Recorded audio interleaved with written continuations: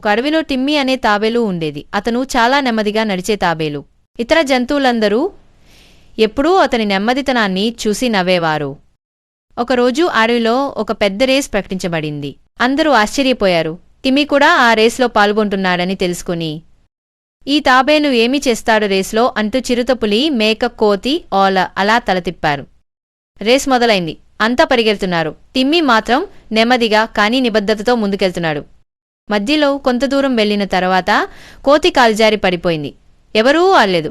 కానీ టిమ్మీ ఆదాడు. కోతిని చూసి, నీవు బాగున్నావా అని అడిగాడు. అతను తన చేతనైనంత సహాయం చేసి మళ్లీ తన రూట్కి వెళ్ళిపోయాడు. కొంత ముందుకెళ్లిన తర్వాత మేక దాలి పిలవలేక అలసిపోయింది. టిమ్మీ తన వెనుక ఉన్న నీళ్లు మేకకిచ్చాడు. ఇలా చేతూ టిమ్మీ చివరకు ముగింపు గమ్యానికి చేరాడు. అందరూ ఆశ్చర్యపోయారు.